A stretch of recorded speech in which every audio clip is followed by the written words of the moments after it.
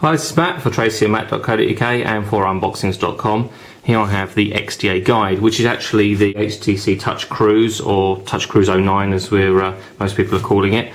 And it is a rather large box because O2 are actually pretty good at providing a variety of accessories with their XDA handsets. So let's take a look at what we've got inside. First of all, we have a smaller black box in which we find pins, which we find a car mount, which is actually a windscreen mount with a suction pad on one end and then a holder for the handset itself. Then we also get a car charger, which is obviously plugged into a cigarette lighter, and then we have a standard mini USB connector on the other end so we can charge it up when we're in the car. So as you can obviously see, this is designed for in-car use because it has built-in GPS and sat-nav. Inside the main box we have the XDA guide, as I say, HTC Touch Cruise 09 itself sitting right on top. Come back to that in just a second. Right to the bottom of the box we have a license for Copilot Live, then we have our manual and a warranty card. There is also a CD-ROM with a getting started guide, and also has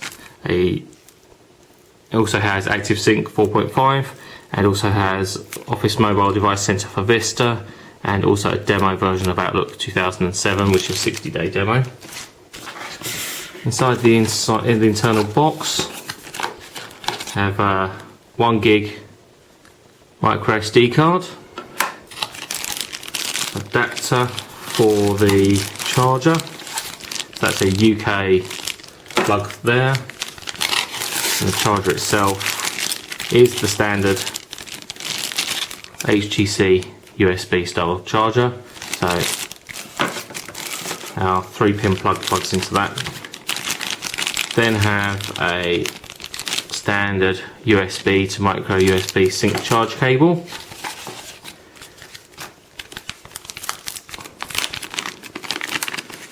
Have an inline microphone, which has got the extended mini USB connector on one end, and on the other we have an inline microphone and also inline control, so we can send and end or answer and reject our calls. Then we have a media controls where we can play, pause, skip tracks, and also turn the volume up and down. There's also a hold switch on the side, and then a mute button. And on the top we have a standard 3.5mm jack socket, so we can use any headphones, so we can have decent headphones, or we can use the standard ones that are supplied. And the standard ones that are supplied are just here. So standard supplied headphones are pretty basic, they're not terrible, they are in-ear style, and as I say, they do have that 3.5mm jack on one end, so you can plug that into the adapter that's supplied. So that plugs just into there to give us a wired headset, but you can just use your own headphones, which is pretty cool. Last of all, we have a case, which is a slip style, almost like a Gore-Texy style case, with sort of mesh rather than a solid style case. It's slightly padded, and obviously the handset just slips inside, not bad. And then we have the battery itself, which is a 1000 mAh battery. So looking at the handset itself, we have a 2.8-inch touchscreen on the front, which is pretty standard for HTC on a device of this particular size. Many of their handsets actually do have that 2.8-inch display.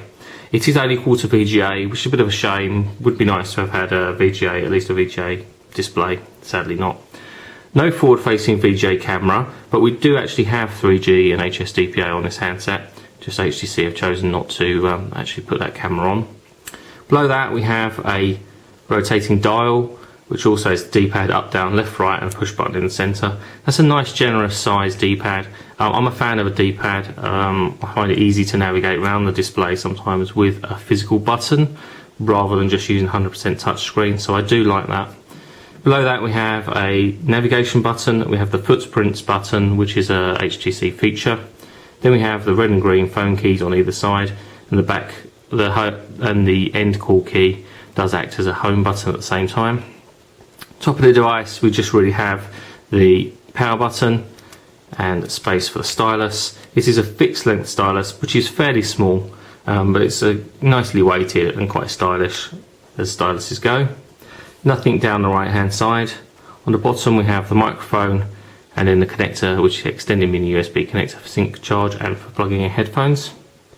On the left hand side, just a basic up down rocker for volume control. On the back, 3.2 megapixel autofocus camera. No mirror for self-portraits, nor is there any flash, which is a bit of a shame. Back pops off like so. Then we have a space for our SIM card just here, and then our micro SD card pops in just here. There's also a reset button underneath the cover.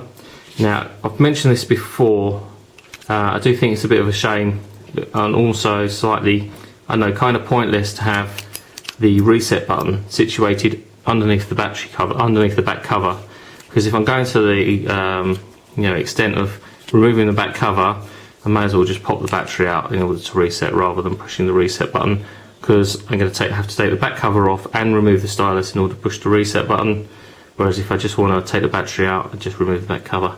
So kind of think the reset button is pointless being under the battery cover, is what I'm trying to say. So just power up. While we're just starting up, as you can see, O2 branding there.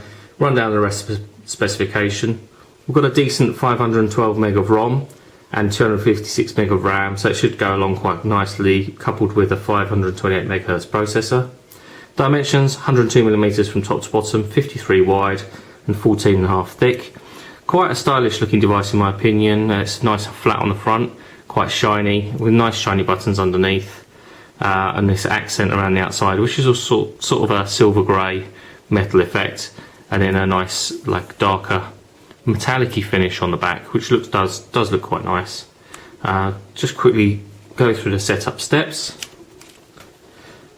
Now while I'm doing that, I should mention that it is quad band and does support Edge, GPRS, HSDPA and so on. Bluetooth 2 with EDR support. And skip through all these settings. Skip through setting up the password. We have built-in GPS and a GPS. Wi-Fi 802.11b and G supported. As I say, 3 megapixel camera. Talk times listed at 375 minutes. And a standby time 330 hours. We'll just go through the customization, which is O2's customization there.